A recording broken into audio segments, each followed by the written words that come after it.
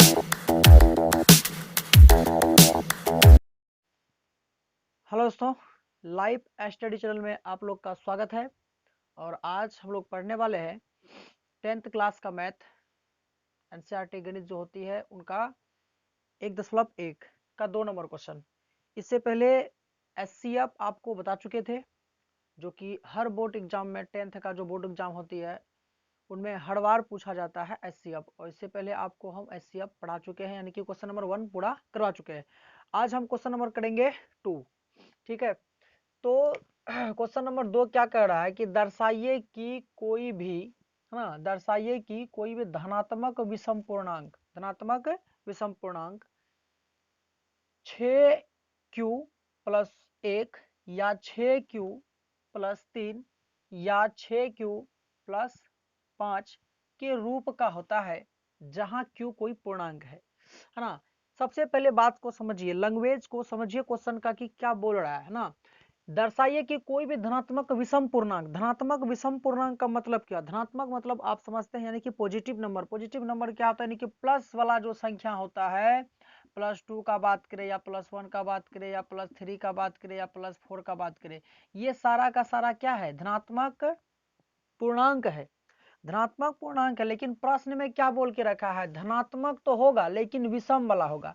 तो इनमें से आप 2 तो क्या है? सम है। 1 क्या है? विषम है। 3 क्या है? विषम है ना। 5 क्या है? विषम है। तो हम विषम का बात करेंगे, ना कि सम का बात करेंगे। यहाँ पर हमको ओनली बात करना है धनात्मक विषम पूर्णांक का। तो कहता है कि कोई भी धनात्मक विषम पूर्णांक होगा, उसको या आप उसको किस किस रूप में लिख सकते हैं। कह रहा है कि आप इसको 6q प्लस 1 या 6q प्लस 3 या 6q प्लस 5 के रूप का होता है, जहां q क्या है? कोई पूर्णांक है। तो आपको दिखाना है कि कोई भी धनात्मक विषम पूर्णांक होगा, क्या इस रूप में लिखा जा सकता है कि नहीं लिखा जा सकता है? बिल्कुल लिखा जा सकता है। और कैसे लिखा जा सकता है और किस किस रूप में लिखा जा सकता है? कोई भी धनात्मक विषम पूर्णांक का बात करें, जैसे हम 7 का बात करें, तो 7 को हम इस रूप में कैसे लिख सकते हैं? देखिए, 6 का तो 6 लिखना होगा, है ना। 6 का मल्टीपल के रूप में अगर हम लिखें तो 6 को 1 से गुणा करेंगे 6 होगा, और प्लस में एक कितना जोड़ देंगे? 1 जोड़ देंगे। तो 6q का वैल्यू कोई पूर्णांक है कि नहीं है? बताइए। जहां q क्या होना चाहिए? कोई पूर्णांक होना चाहिए। तो q से कोई मतलब नहीं हमको, 6 का मल्टीपल के रूप में लिखना होगा, है ना। तो 6 गुना 1 करेंगे तो 6, अब +1 जोड़ देंगे तो आ गया ना। 6q प्लस 1 का रूप का हुआ कि नहीं हुआ? ये धनात्मक विषम पूर्णांक है कि नहीं है?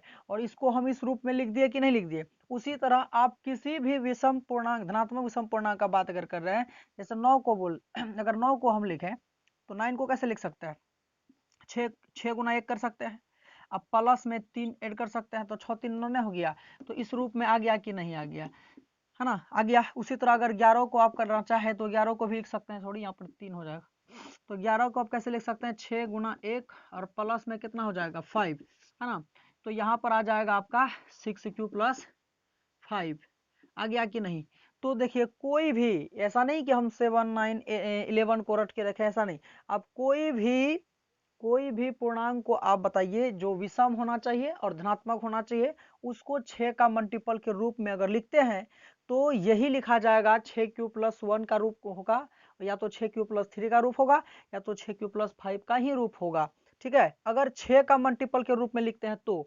नहीं तो और भी अगर किसी का मल्टीपल रूप देता, अगर कह देता 2 का, 7 का, या फिर किसी चीज का, तो उसमें क्या हो सकता था? अलग रूप दिखाई पड़ सकता था। लेकिन हमको क्वेश्चन में सीधे कहा है किसके रूप में लिखना है? 6 का मल्टीपल के रूप में लिखना है। तो 6 का जब मल्टीपल के रूप में हम किसी भी धनात्मक विषम पूर्णांक को अगर लिखते हैं तो सीधा यहाँ पर आंसर निकल 6q+1, 6q+3, 6q+5 के रूप का हो सकता है ना। इस रूप में हम इसको लिख सकते हैं। लेकिन ऐसे आप लोग को सिर्फ समझाने के लिए था, लेकिन हमको इसको हल जो करना होगा दोस्तों, वो यूक्लिड विभाजन प्रेमिका का प्रयोग करके इस प्रश्न को हल करना होगा। ठीक है, तो इस प्रश्न को आइए हम किस तरह से यूक्लिड विभाजन प्रेमिका का प्रयोग करके इस प्रश्न को हल करते हैं। ठीक है, तो यहाँ पर जो देख रहे हैं इसको, तो देखिए यहाँ पर कि इस प्रश्न को हम यूक्लिड विभाजन प्रेमिका का प्रयोग करके किस तरह से हल कर सकते हैं। तो मानना पड़ेगा, माना कि a कोई धनात्मक पूर्णांक है ना। मान लिए, माना कि a कोई क्या है? कोई धनात्मक पूर्णांक को मान लिए। जैसे यहाँ धनात्मक विषम पूर्णांक कर रहा था तो हम a को मान लिए कोई धनात्मक विषम पूर्णांक है, ठीक, और भाजक b मान लिए, भाजक क्या मान लिए, b, है ना। आपको बता दिए थे पहले वीडियो में कि भाजक को b से सूचित किया जाता है और भागफल को q से सूचित किया जाता है, शेषफल को r से, और जो भाज्य होती है उसको a से सूचित किया जाता है। तो यह बात हम पहले वीडियो में बता चुके थे। और यहाँ पर देखिए भाजक किसको मान लेंगे, यानी कि भाजक कौन हो जाएगा, यहाँ पर भाजक का काम कौन कर रहा है, 6 कर रहा है, तो भाजक क्या हो जाएगा यहाँ पर आपका 6 हो जाएगा, अर्थात शेषफल क्या हो जाएगा, r हो जाएगा। जहां 0 है ना, यहाँ पर देख लीजिए ये बात क्यों लिखा गया है, यानी कि क्या हो सकता है कि शेषफल जो होता है या तो कभी 0 होता है तो 0 से क्या होगा, बड़ा होगा, शेषफल क्या होगा, या तो कभी 0 होगा और या तो क्या होगा, 0 से बड़ा होगा। और शेषफल से बड़ा होता है हमेशा आपका भाजक, जो भाजक होता है, भाजक बोले तो उसे 3 है, यहाँ पर 8 है, अगर हम 3 से इसको भाग लगाते हैं 8 को तो कितना आता है, 2 बार में 6 आ जाएगा, और शेषफल कितना आ गया, 2 आ गया। अब बताइए कि इसको क्या कहते हैं, भाजक, बीच वाले क्या कहते हैं, भाज्य, है ना, इसको a से लिखते हैं, इसको b से लिखते हैं, इसको q से लिखते हैं, इसको r से लिखते हैं। अब r से b बड़ा हुआ कि नहीं हुआ, r से b बड़ा हुआ, क्योंकि ये 3 है और ये 2 है, ठीक है। तो शेषफल से हमेशा हमेशा बड़ा होता है कौन, भाजक, याद रखिएगा। तो यहाँ पर इसीलिए ये बात को लिख दिया गया है। तो यूक्लिड विभाजन परिमिका से, तो यूक्लिड विभाजन परिमिका क्या होता है, कर दिया था यूक्लिड विभाजन परिमिका का प्रयोग से ही हम लोग एचसीएफ ज्ञात किए थे, है ना। यहाँ पर भी इस प्रश्न को उसी के आधार पर हल करना है। कहा था कि भाज्य बराबर, है ना, भाज्य बराबर बी क्यू प्लस आर, मतलब कि भाजक गुना भागफल और प्लस में क्या होता है, शेषफल। इसी से हम लोग एचसीएफ पता किए थे और इसी से क्या करेंगे, इस प्रश्न को भी हल करेंगे। तो देखिए ये कॉन्सेप्ट हम यूक्लिड विभाजन परिमिका से दिए। तो यहाँ पर हुआ क्या कि यहाँ पर जहां लिखे हैं आर बराबर क्या क्या आ सकता है, मतलब कि अगर भाजक, अगर किसी भाग में यदि भाजक आपका अगर 6 है तो शेषफल आपका क्या आ सकता है, 6 से कम ही आ सकता है, या तो 5 आ सकता है, तो 4, या तो 3, या तो 2, या तो 1, या तो 0, या तो 0 आ सकता है, या तो 0 से बड़ा हो सकता है, लेकिन हमेशा जो शेषफल आएगा वह भाजक से छोटा ही आएगा। चाहे आप कुछ भी कर लीजिए, आप बनाए होंगे भाग और आपको पता होगा शेषफल अगर भाजक से बड़ा आता है तो भाजक से, हाँ, भागने लग जाता है वो, है ना। तो हमेशा याद रखिएगा क्या, कि शेषफल हमेशा भाजक से क्या होता है, छोटा होता है। तो इसीलिए यहाँ पर जब यहाँ 6 है, इसीलिए यहाँ पर कितना तक लिखें, 6 से 1 कम, यानी शेष कभी 5 भी आ सकता है, 4 भी आ सकता है, ये इतना आ सकता है, आप इसको देख लिए। तो यहाँ पर हम क्या करेंगे, आर बराबर अगर, है ना, इसीलिए यहाँ पर कीजिए आर बराबर हम अगर 0 रखते हैं तो यहाँ पर प्राप्त क्या होता है, ए बराबर 6q प्लस आर बराबर क्या हो जाएगा, 6q। फिर अगर हम आर बराबर अगर 1 रखते हैं, है ना, तो यहाँ पर आ जाता है 6q प्लस में 1। फिर अगर आर बराबर हम 2 रखें तो ए बराबर क्या आ जाएगा, 6q प्लस 2। अगर फिर आर बराबर हम अगर 3 रखते हैं तो यहाँ पर क्या आ जाता है आपका, आर बराबर अगर 3 रख देते हैं हम तो आ जाता है ए बराबर 6q प्लस में 3। अगर आर बराबर 4 रख देते हैं तो क्या आ जाता है, ए बराबर 6q प्लस में 4।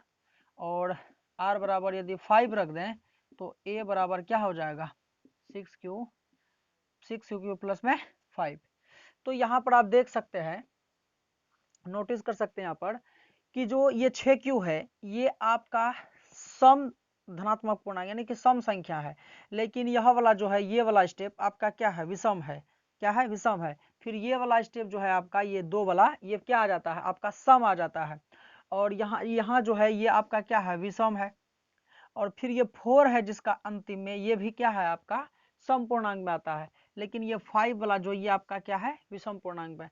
तो आप यहाँ पर देख सकते हैं इस बात को कि जो कोई भी धनात्मक विषम पूर्णांक होता है उसको अगर 6 का मल्टीपल के रूप में अगर हम लिखें तो उसको हम इसी रूप में लिख सकते हैं, या तो 6q प्लस 1 का रूप होगा, या तो 6q या तो 6q प्लस 1 का रूप हो सकता है, या तो 6q प्लस 3 का रूप हो सकता है, या तो 6q प्लस 5 का रूप का हो सकता है।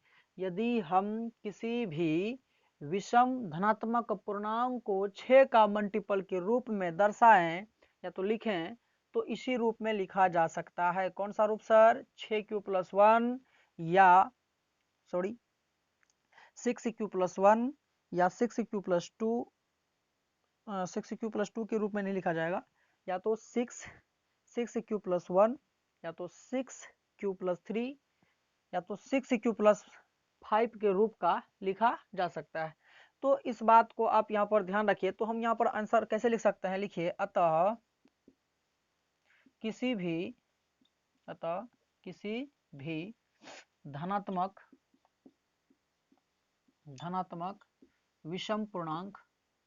विषम पूर्णांक को 6q+1 या 6q+3 या 6q+5 के रूप में लिख सकते हैं। तो याद रखिएगा यहाँ पर अतः देके आंसर लिखना है कि किसी भी धनात्मक विषम पूर्णांक को हम 6q+1 या 6q+3 या 6q+5 के रूप में लिख सकते हैं। यदि कोई भी धनात्मक विषम पूर्णांक यदि 6 का मल्टीपल रूप लिखने कहे तो हम इसी रूप में लिख सकते हैं। तो क्वेश्चन नंबर आपका 2 जो है दोस्तों वो कंप्लीट हो चुका है। आइए इस तरह के और भी एक उदाहरण से हम प्रश्न करते हैं, है ना।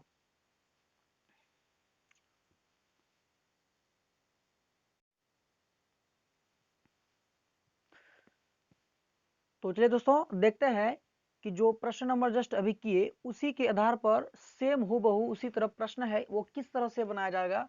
इसमें आप सबसे पहले आप बना के इसको देख सकते हैं।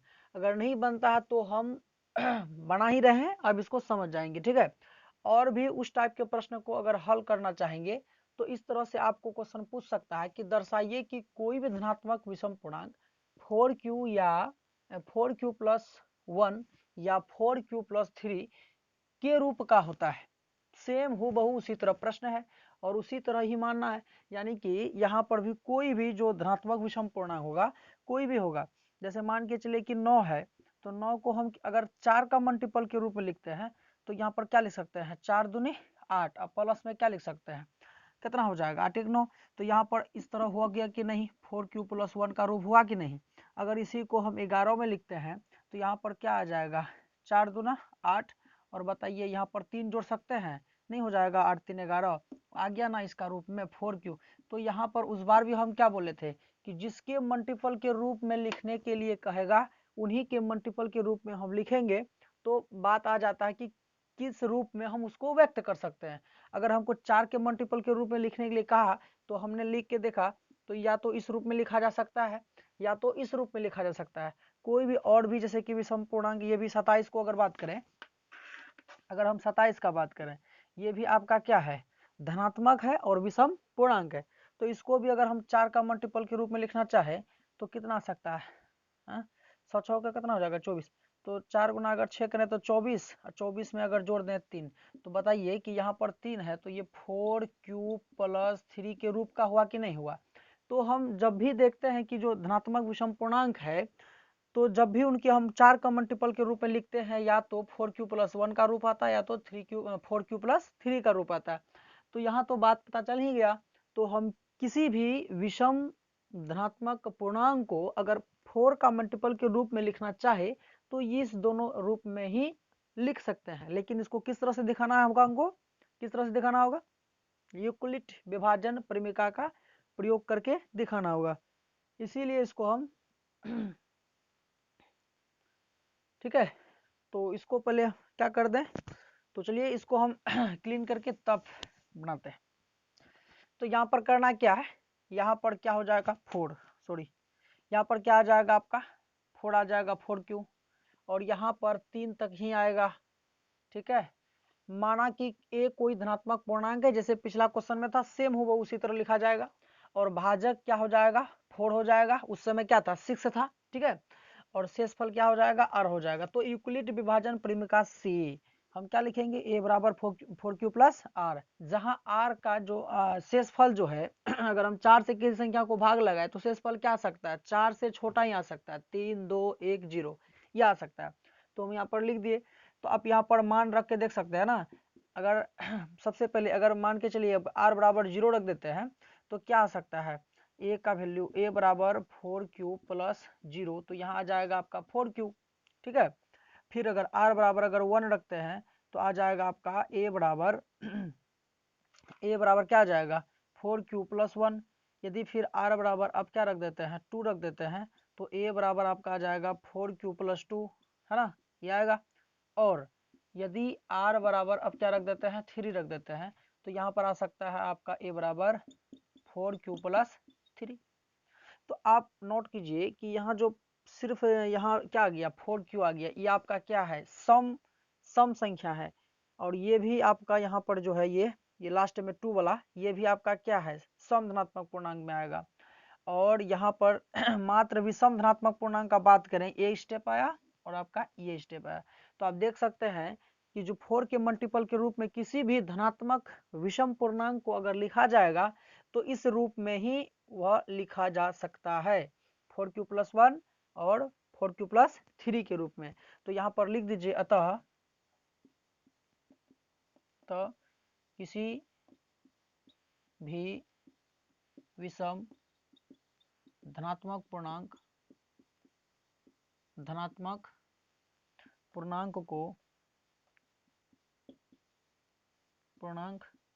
को क्या कर सकते हैं 4q प्लस 1 या 4q प्लस 3 के रूप में लिख सकते हैं।